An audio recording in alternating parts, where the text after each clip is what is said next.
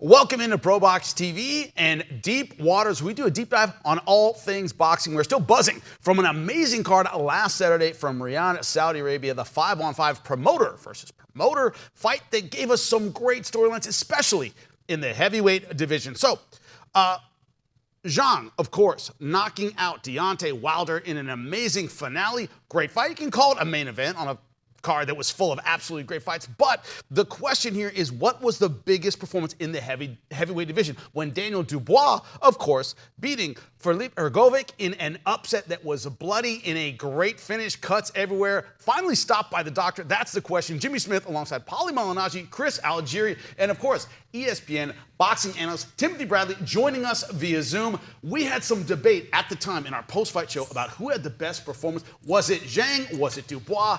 Paulie, I know your side on it. Make your case. For me, it was Dubois. I mean, for me, listen, Zhang's win is a good win, but it was also sort of an eliminator to see who's shot and who's not shot, because Wilder already had looked not really having much left against Parker. But Dubois is taking on a guy who I felt should have had a world title fight, and I felt was sort of the boogeyman of the heavyweight division and is being avoided by everybody. Dubois went in there and just went at it with him for a couple of rounds before sort of outmanning him and breaking him down in an excellent performance. Career best performance from Dubois, really. Yeah, but Zhilei Zhang, of course, it was the main event. It was against a huge name in Deontay Wilder. A little bit shot. He did what he needed to do, but it wasn't the dynamic upset kind of performance. Chris, do you still think that he deserves the big fight like you did after the fight on Saturday? Yeah, I mean, I believe he deserves the big shot because of what he did. But to your point, Champ, it's like, I predicted that one too. I saw that was coming. Dubois, I did. I really thought Hrgovic was going to beat Dubois. Dubois showed me something. He stepped over a line that night. He's kind of been known as the guy who will fold under pressure. He quote unquote is a quitter because of the fight against Joe Joyce, the fight against Usyk. But I think he turned a corner. Stepped over that line. Got rid of that cloak of being a quitter that night. And because he fought a really tough guy who was having a very good first couple rounds. And like you said, he outmanned him. Daniel Dubois, I think he overcame. It was the bully beating up the bully to me. He outbullied the bully that night. And I think that's going to be massive for him in the rest of his career. He's 26 years of age. So, yeah, for me, I think I agree. He's the biggest winner of the heavyweights that night.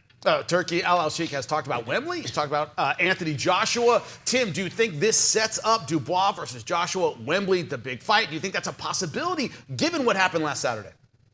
Oh, absolutely. I think it's perfect. It's crazy to me because when I look at Dubois and I look at his career, and yes, he was called a quitter, and I'm not going to lie, I was one of the guys that called him a quitter. Similar to Anthony Joshua, these guys came back from, a devastating defeat, and they were able to find their confidence or regain their confidence over time, staying actively fighting, believing in themselves, perfecting their craft over time. And I wouldn't mind seeing these two guys go head-to-head, man. I wouldn't mind seeing them go to Wembley. I think they sell out wherever they fight at.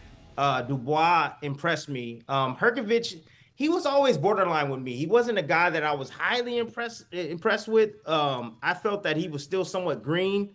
I liked this fight against Zhang. I thought Zhang actually beat him, to be honest with you.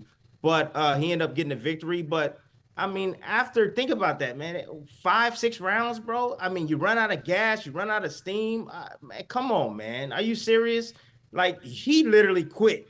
He was highly overrated. Now that you look at it, he's highly overrated. He ain't really fought anybody, but man. Tim, you can't take away the quality win from Dubois like that. Was he overrated, or was he just a boogeyman that nobody wanted to go near?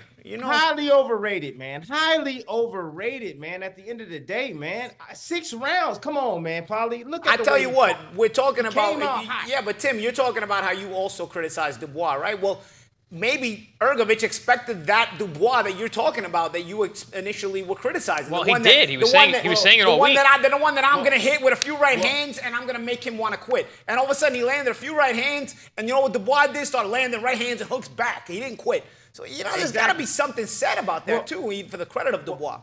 Well, you got to give credit to Dubois at the end of the day, because when he went, what did he do? He fought Big Baby Miller, right? And he went toe-to-toe with him. I mean, they went punch for punch, tit for tat, and he was able to pull off a knockout victory against that guy right there.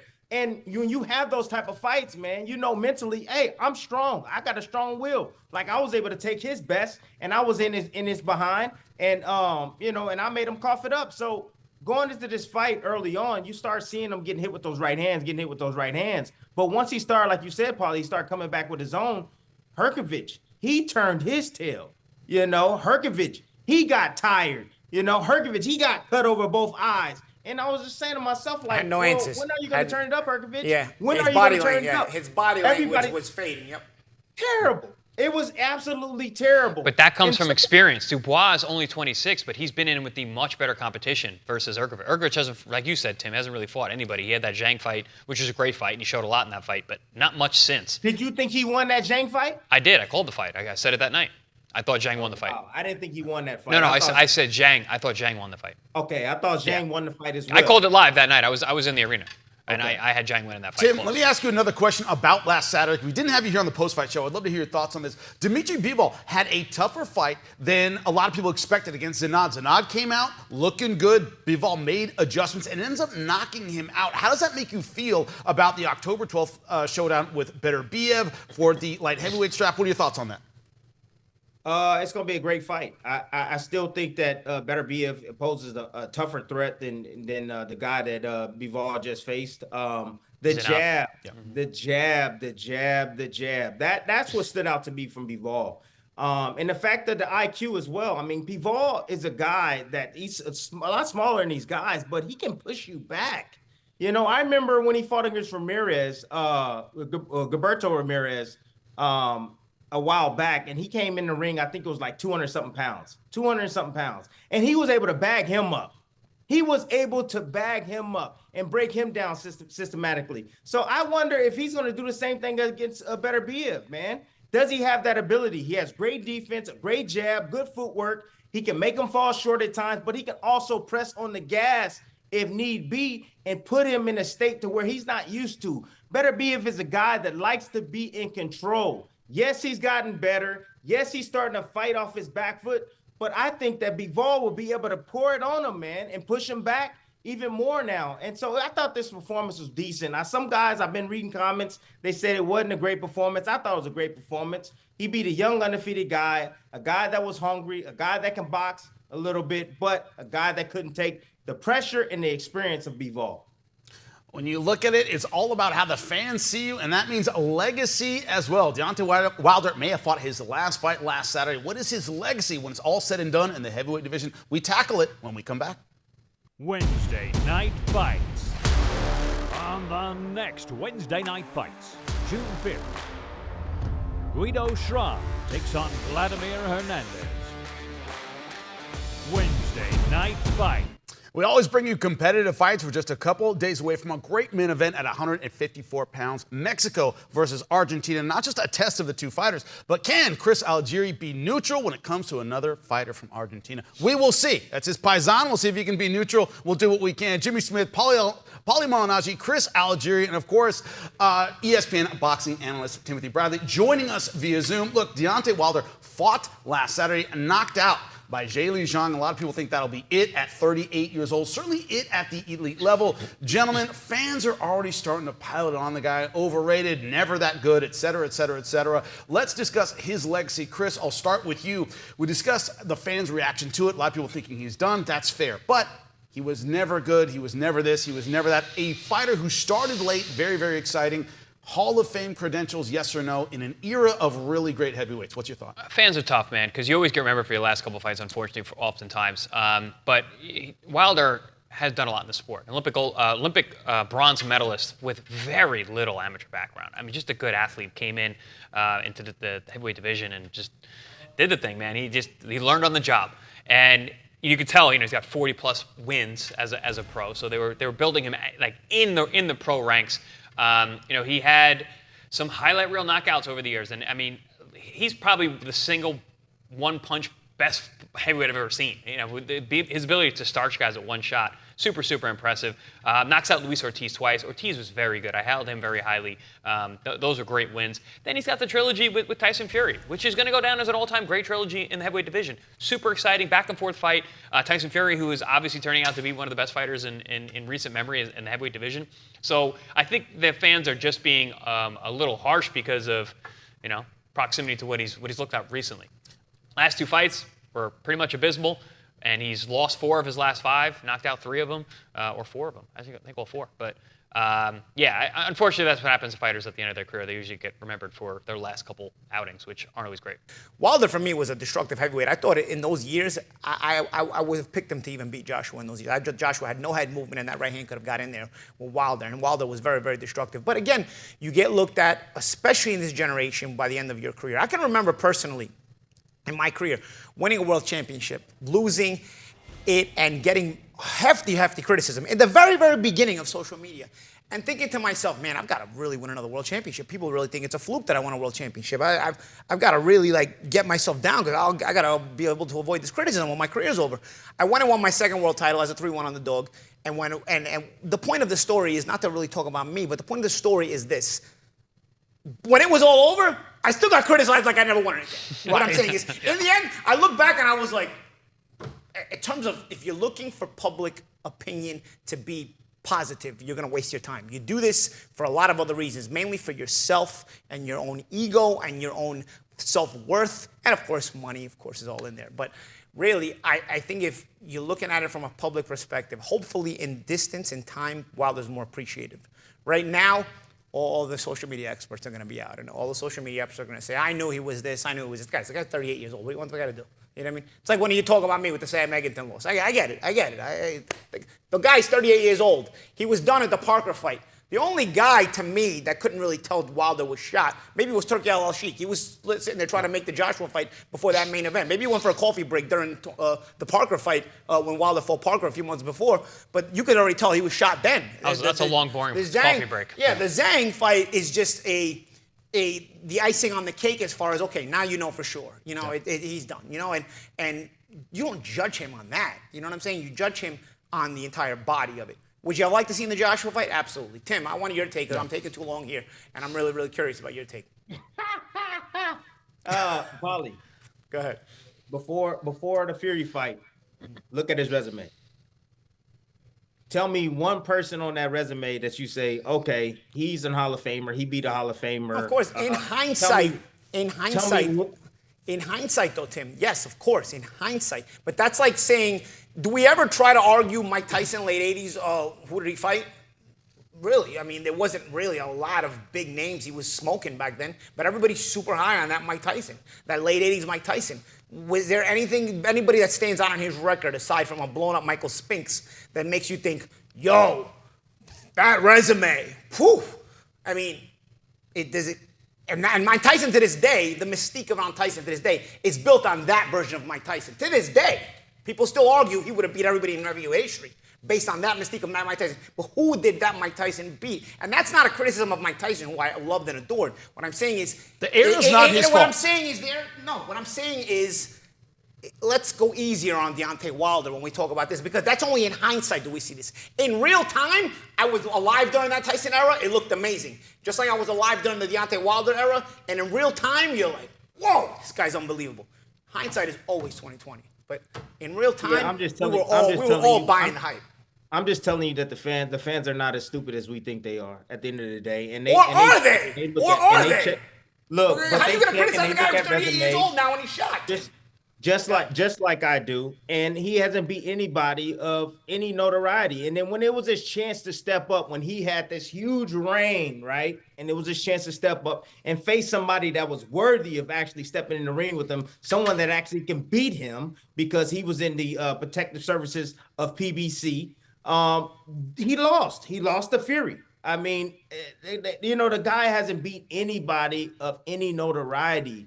I think his biggest win is Ortiz. He beat him twice, and that's it at the end of the day. But I hear you. The whole mystique, I get it. I get the fact that he's the biggest power puncher probably in history, top 3. I understand it. And to boxing standards, not the NFL, because there's a lot of guys that I believe it should be in NFL Hall of Fame that are not. And these are like Pro Bowlers, 6, 7-time Pro Bowlers, right? But to boxing standards, Deontay Wilder will be a Hall of Famer. Will he be a first ballot? Probably not.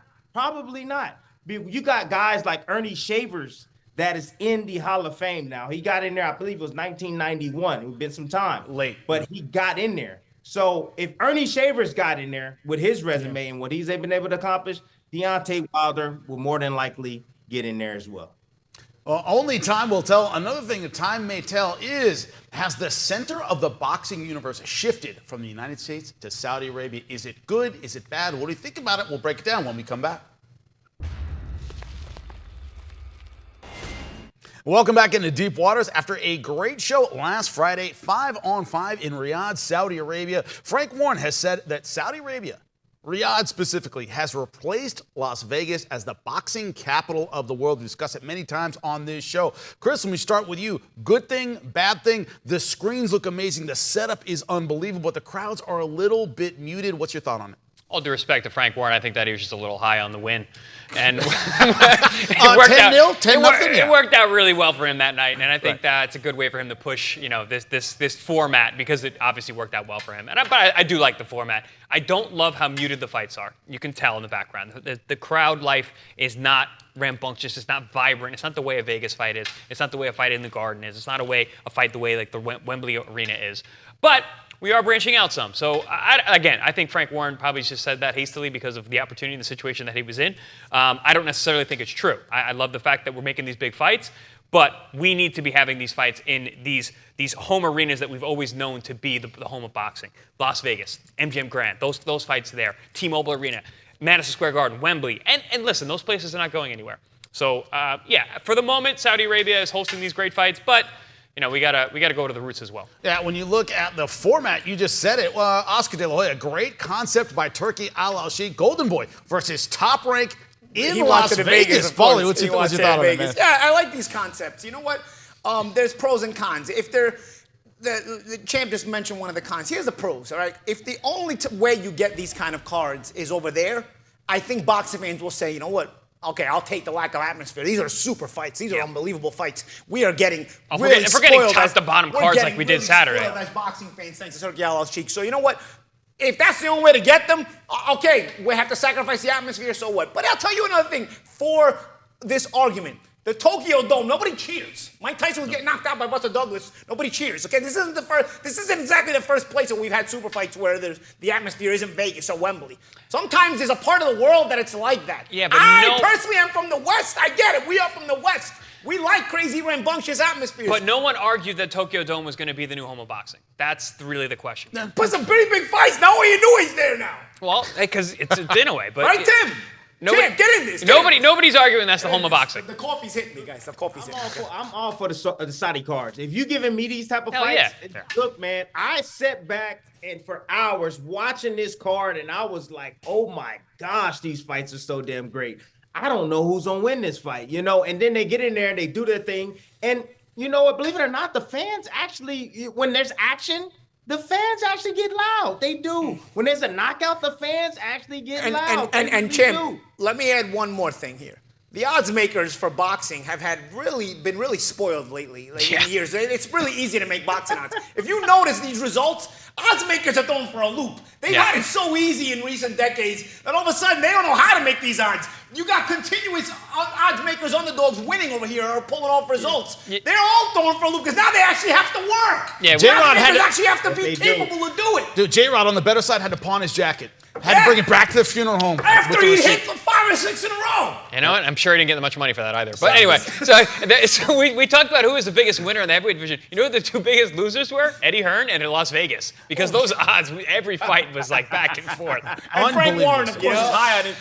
He just got that $3 million check for winning the head-to-head matchup. He's like, I like Las Vegas. I mean, I like Saudi Arabia. I like Las Vegas forever. You know what? Best place. You know what? I'm all for it. I'm all for it. No, but of course, we I'm all from are. the West. I'd like to see some atmosphere too. There's pros and cons to everything. Well, we're talking about legacy. We're talking about the future of boxing. What about the past? That's right, the anniversary of the passing of the greatest, Muhammad Ali, what he meant to boxing, and our favorite Ali moments when we come back. Welcome back to Deep Waters. 8 years ago, we lost not just one of the greatest fighters of all time, one of the greatest personalities of all times, one of the greatest sportsmen of all times, Muhammad Ali. So, gentlemen, to start off this discussion, what I want to ask you guys is something I heard from a coach at the Broadway gym, old gym in LA, who had worked with Tyson. Who had worked with Tyson, worked with Berbick. He had worked with Muhammad Ali, and he said the thing about Ali, he spawned a generation of athletes that could talk like him, but didn't have the social conscience, who wouldn't take the risks he took, wouldn't take a suspension in their prime for their beliefs. What do you think of that contradiction, gentlemen? It seems like everybody thinks they can talk like Ali, but the guy had character. Here's the thing. I mean, I think Ali is the greatest because of the combination of things. This is one of the most famous human beings in history for a positive reason, because there's famous human beings in history for negative reasons, right? So one of the most special human beings we've seen. As an athlete, he made you dream and think about, oh, wow, he can overcome the odds. Consistently overcame odds despite, and that's why he's the greatest as well. You know, showed you that no matter how many odds are against you, you can come back and beat that. Then from a social perspective, also beat the odds. At a time where the things needed to change from a social perspective, Ali was a pioneer in that, even risking and sacrificing a piece of his career, the prime of his career, to do that. But as far as what was said, where people are now willing to not speak up, but not be socially conscious, but talk but like talk. They're Ali. Yeah. I agree and disagree, because there's a point where it cuts off, and then you're actually counterbalancing it, and you're causing more divisiveness by doing that. So I personally, if you notice what Ali did, he did it, but then in the late part of his career, it was more loved by everybody. It's almost like, and I once saw an interview, it's hard to find that Ali, where he says, I basically got what I wanted in a lot of ways from my people, a lot of the recognition and a lot of the parody, or so to speak. Obviously, you can never get full parody. I get that, guys. What I'm saying is there's a balance there. And Ali played it right when it was necessary, and I really loved him for that. Chris, what are your thoughts on? I mean, he covered all bases, right? You know, you've got an athlete who touched social norms. He's socioeconomic. He was both the underdog and the king of kings at the same time. You know, he had it all. He was able to touch so many different people in so many different avenues, different ways, and he was just brilliant in the way that he was able to just touch the people around him and manipulate situations to make it better for him. Like he was. I mean, and make it better for everybody. I mean, there's never enough to say about Ali and what he's done for the sport and the world on a whole. Tim, did he make modern boxing to you? What are your thoughts on it, man? No, just, the guys, they summed it up really well. I just want to just add one thing. What about television? Having brothers on the TV. If it wasn't for Ali and the interest that he brought, I mean, I probably would have never got a chance to be on TV fighting in front of, thousands and millions of people. He opened the door for us to be able to fight all the fighters, man. Even the way he boxing really changed. Yeah. Pre-Ali, post-Ali, it's more flat-footed pre-Ali. You know what I mean?